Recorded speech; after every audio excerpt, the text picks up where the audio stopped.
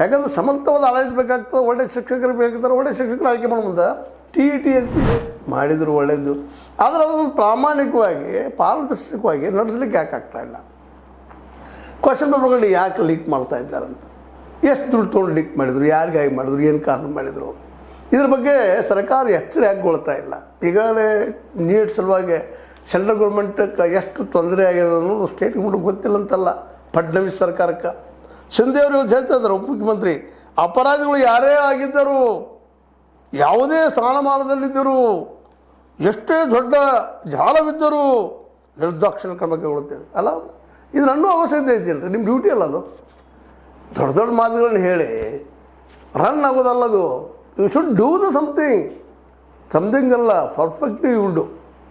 ಇದು ಮಾಡೋಕ್ಕಾಗಲಾರ್ದ ನಂತರ ಸ್ಟೇಟ್ಮೆಂಟ್ ಕೊಡೋದು, ಮತ್ತೇನೋ ಮಾಡೋದು, ಏನದು ಪರಿಹಾರ ಏನು? ಇವತ್ತು ಮುಂದೆ ಹಾಕಿದ್ದಾರೆ ಎಕ್ಸಾಮ್, ಪಾಪ ಹುಡುಗರು ತಯಾರಾಗಿ ಬಂದಿದ್ದು. ಇಡೀ ಮಹಾರಾಷ್ಟ್ರ ದೊಡ್ಡ ರಾಜ್ಯ ಅದು, ಎಲ್ಲ ಕಡೆ ಪಾಪ ಮಕ್ಕಳು ಶಿಕ್ಷಕರಿಗೆ ಆಗ್ಬೋದು ಕನಸು ಕಾಣ್ತಾ ಇರ್ತಾರೆ. ಎಲ್ಲರೂ ಸಹಜರಿ ನೌಕರಿ ಬೇಕಾಯ್ತು, ಪಾಪ ಇವತ್ತು ಉದ್ಯೋಗ ಇಲ್ಲ. ಇಂಥ ಒಂದು ಪ್ರಸಂಗದಲ್ಲೇ 37 ಜಾಗದಲ್ಲೇ 1728 ಕೇಂದ್ರಗಳದಾವೆ. 6 ಲಕ್ಷಕ್ಕೂ ಹೆಚ್ಚು ಹುಡುಗರು ಇವತ್ತು ಎಕ್ಸಾಮ್ ಕೊಡ್ತಾ ಇದ್ದಾರೆ. ಈ TET 6 ಲಕ್ಷ ಇವತ್ತು ಸಂಡೇ ಅಲ್ವಾ, 28ಕ್ಕೆ ನಡಿಬೇಕಾಗಿದ್ದ ಈ ಎಕ್ಸಾಮದ ಕ್ವಶನ್ ಪೇಪರ್ 26ಕ್ಕೆ ತೊಗೊಳ್ರಪ್ಪ, ಹಂಚ್ಕೊಳ್ರಿ, ದುಡ್ಡು ಕೊಡ್ರಿ. ಇದು ಮಹಾರಾಷ್ಟ್ರ ಗತಿ, ಕರ್ನಾಟಕದಲ್ಲೂ ಇವು ನೋಡ್ತಾ ಇದ್ದೀವಿ, ಇನ್ನುಳಿದ ಎಲ್ಲ ರಾಜ್ಯಗಳು ನೋಡ್ತಾ ಇದ್ದೀವಿ. ಆದರೂ ಒಂದಿಷ್ಟು ಕಾಂಗ್ರೆಸ್ ಇದ್ರಲ್ಲಿ ಕಡಿಮೆ ಏನೋ ಅಂತ ಅನ್ನಿಸ್ತದೆ ಕೆಲವೊಮ್ಮೆ.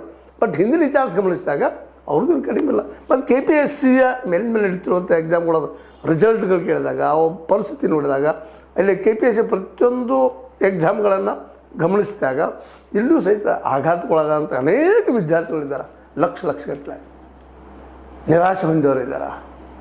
ಅದೇನೋ ಇಲ್ಲಿ ಒಳ್ಳೆಗೆ ಆಗ್ತದಪ್ಪ, TET ಮೂಲಕವೋ CET ಮೂಲಕವೋ ಒಂದು ಒಳ್ಳೆಯವ್ರನ್ನ ಆರಿಸ್ತಾರೆ, ನೀಟ್ ಮೂಲಕವೋ ಮತ್ತು ಮೂಲಕವೋ ಅಂತೇಳಿ ಪ್ರಾಮಾಣಿಕರು ಆಯ್ಕೆ ಮಾಡ್ತಾರೆ ಅಂತಂದ್ರೆ ಇದು ಮತ್ತು ಹೊಸ ಶುರುವಾಗಿದೆ.